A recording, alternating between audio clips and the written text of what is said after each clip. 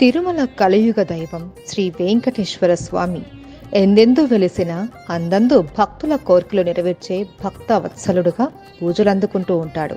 ఇప్పుడు యాదగిరి తిరుమల వాసుడిగా స్వర్ణగిరి వెంకటేశ్వర స్వామి రూపంలో కొలువై ఉన్నాడు. తెలంగాణలో భువనగిరికి దగ్గరలో వెలిసిన ఈ ఆలయంలో అడుగడుగున దైవత్వం ఉట్టిపడే విధంగా ఎన్నో ఆసక్తికర అంశాలతో ఈ ఆలయాన్ని నిర్మించడం విశేషం.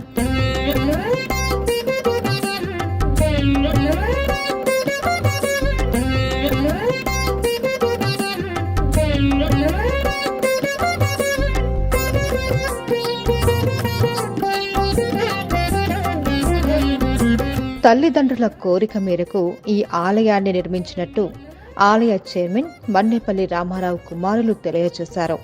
ఈ ఆలయ నిర్మాణానికి దాదాపు 7 సంవత్సరాల సమయం పట్టిందని వారన్నారు. 2024 మార్చి 6న స్వామివారు మొట్టమొదటిసారిగా భక్తులకు దర్శన భాగ్యం కల్పించారు. ఇక ఈ ఆలయ నిర్మాణ విషయానికి వస్తే గుడిలో అడుగు పెట్టగానే స్వామివారి పాదాలు దర్శనమిస్తాయి.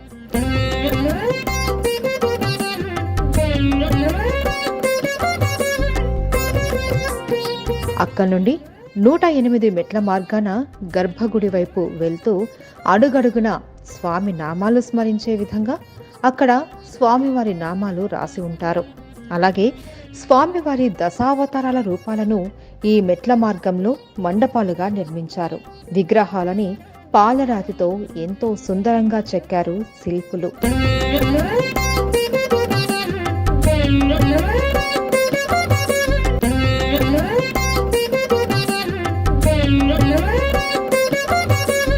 మెట్ల మార్గం దాటగానే గర్భగుడికి సమీపంలో బ్రహ్మరథం దర్శనమిస్తుంది.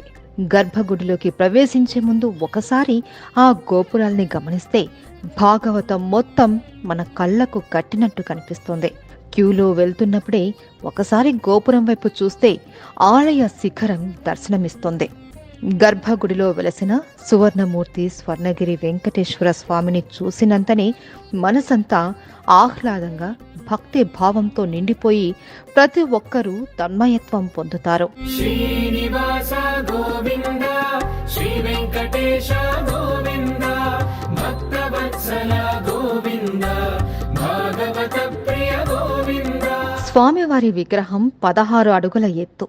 ఈ విగ్రహాన్ని శాస్త్రోక్తంగా నిర్మించడంలో శ్రీ శ్రీ త్రిదండి చిన్నజీయర్ స్వామి, ఈయన అనుచరగణం ఎంతో శ్రద్ధ చూపించారు అనడంలో సందేహం లేదు.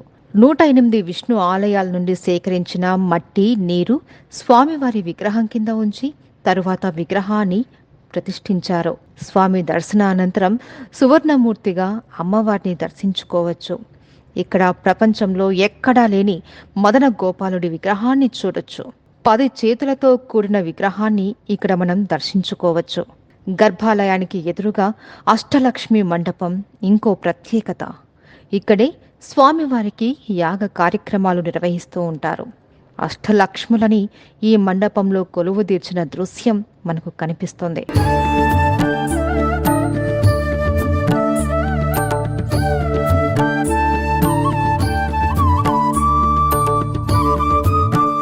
ఇక్కడ ఉన్న స్తంభాలు వేటికవే ప్రత్యేకత. ఒక్కో స్తంభం ఒక్కో రూపంలో ఉంటుంది, కానీ దేనిని మోగించినా ఓంకారనాదం ధ్వనిస్తుంది. దర్శనానంతరం గర్భగుడి వెలుపలకి రాగానే తిరుమలలో మాదిరిగానే ఇక్కడ కూడా విమాన వెంకటేశ్వర స్వామిని చూడొచ్చు.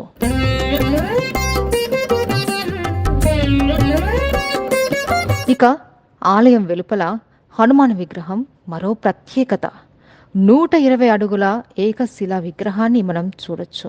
ఈ విగ్రహాన్ని చెక్కడానికి 5 సంవత్సరాల సమయం పట్టింది. అంతేకాదు, ప్రపంచంలోనే ఎక్కడా ఈ భంగిమలో హనుమంతుడు కనిపించడు. చిన్న పిల్లలు ఆనందంతో ఉన్నప్పుడు ఎలా ఉంటారో ఈ విగ్రహం కూడా అలాగే కనిపిస్తుంది.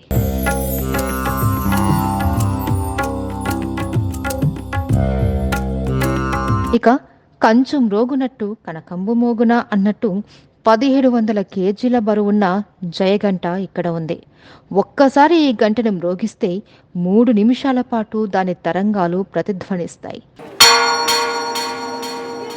ఇక ఈ ఆలయంలో మరో ప్రత్యేకత ఇక్కడ కనిపిస్తున్న ఈ కోనేరు. ప్రపంచంలోని రెండవ జలనారాయణుడి విగ్రహం ఇక్కడ ఉంది. స్వామివారు ఆకాశాన్ని చూస్తున్నట్టుగా ఉంటుంది ఈ విగ్రహం. నేపాల్ తర్వాత ఇక్కడ ఈ విగ్రహం కొలువు తీరడం మన అదృష్టం.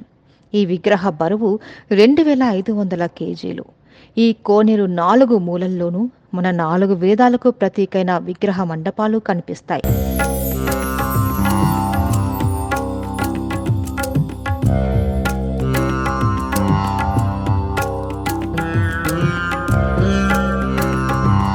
ఒకేసారి 1200 మంది కూర్చొని స్వామివారి కళ్యాణాన్ని తిలకించడానికి వీలుగా ఇక్కడ కళ్యాణ మండపం కట్టారు. అన్నప్రసాద వితరణ సౌలభ్యం కూడా కలదు. ఇక ఏర్పాట్ల విషయానికి వస్తే స్నాన ఘట్టాలు, కళ్యాణ కట్ట నిర్మాణ ఏర్పాట్లు చురుకుగా జరుగుతున్నాయి. నిత్య ప్రసాద వితరణ కూడా ఉన్నది. నిత్య అవసరాలైన తాగునీరు, టాయిలెట్స్ కూడా ఉన్నాయి. ఇక సాంస్కృతిక కార్యక్రమాలకి ప్రాంగణం ఏర్పాట్లు కూడా జరుగుతున్నాయి. 22 ఎకరాలలో నిర్మించిన ఈ ఆలయానికి చుట్టూ ఎన్నో నిర్మాణాలు కూడా జరుగుతున్నాయి. కేవలం 3 నెలల వ్యవధి కూడా కాకముందే ఇంత భక్తజనుల ఆదరణ చూరకున్న ఈ ఆలయం భవిష్యత్తు కాలంలో మరింత అభివృద్ధి చెందుతుంది అనడంలో ఎలాంటి సందేహం లేదు అన్నది ఇక్కడ భక్తులను చూస్తే అర్థమవుతుంది.